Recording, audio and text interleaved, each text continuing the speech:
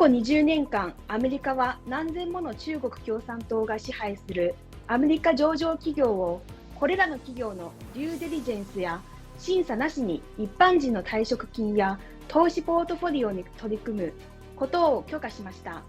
VTR をご覧ください。